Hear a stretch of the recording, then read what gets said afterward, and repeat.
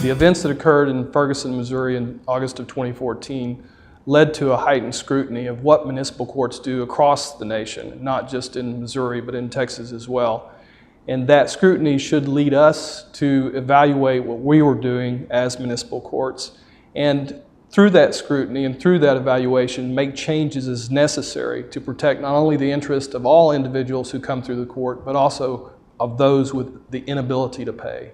And that level of scrutiny led us to look at what we were doing as a court and to determine if there were changes that we need to make in our policies, in our procedures, and in the way that we treated people who are unable to pay their fines or indigent for purposes of paying their fines.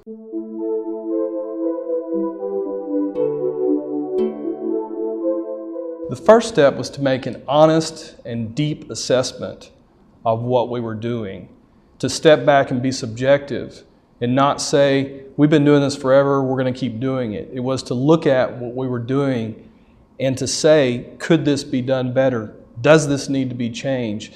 Is there an issue here that we didn't see because we've been doing it this way for so long? So that first step is to make a really deep, honest assessment of what you're doing as a court. That step back in that assessment showed us that there were things that we were doing, while not inherently bad or discriminatory or wrong, might have presented a perception that court access or some processes were not done as well as they could be done.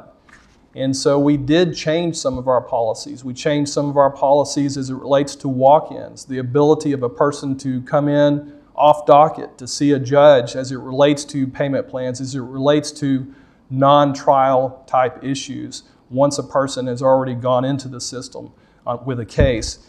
And that was the first step that we took.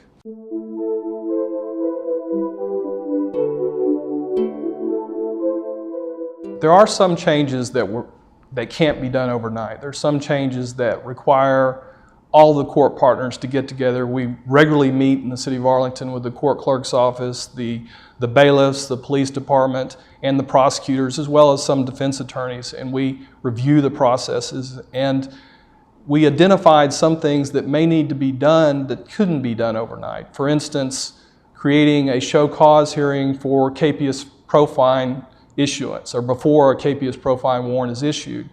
And that is something that has to be planned for, it has to be docketed for. It's not something that can be accomplished overnight, but it is something that we now have in that planning stage and in that processing stage.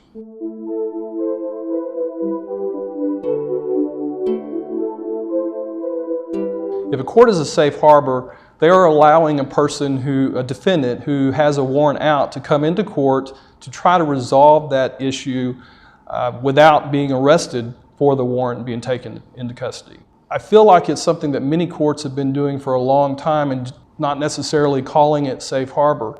Most courts recognize, and particularly in the City of Arlington, we recognize that if someone's coming to court and they're trying to take care of a matter, whether they have a warrant or not, they deserve the opportunity to try to take care of it.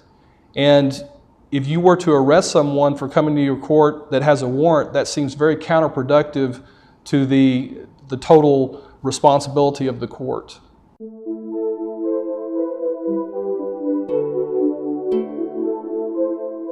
Well, court can communicate with a defendant in many different ways, and the first is by making sure the documentation that a defendant gets at the start of a case, at the filing of the charge, the issuance of the citation, provides that defendant with all the information they might need to process the case. It also should refer them on to other avenues where they can find additional information. If you have the online ability to provide information to people, then please do that. And the City of Arlington is very big on that. We have an interactive online system where people can do many of the court processes online.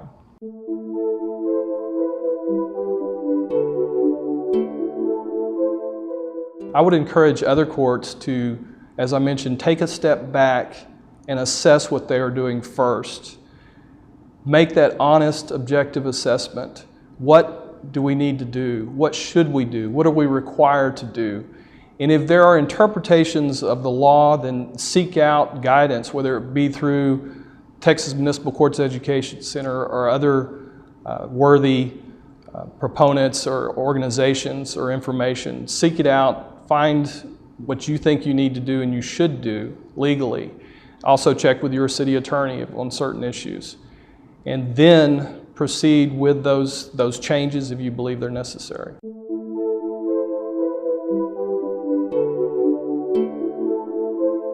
First and foremost, I would hope that every court would make a change and add, if they do not already have it, a community service program. It's arguably required and it's a necessity in today's environment in courts.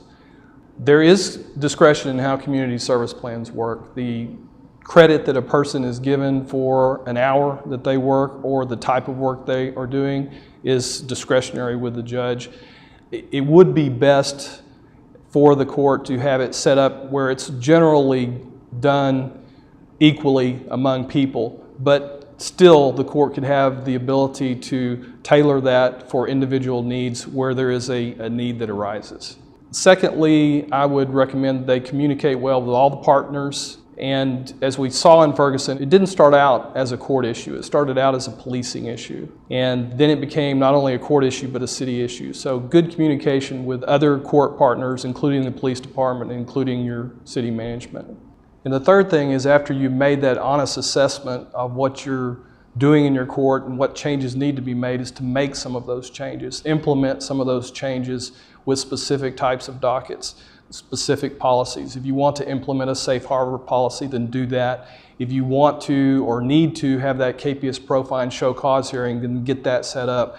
But identify and execute and create what you need to make sure that there's a fairness to all defendants, including those with the inability to pay.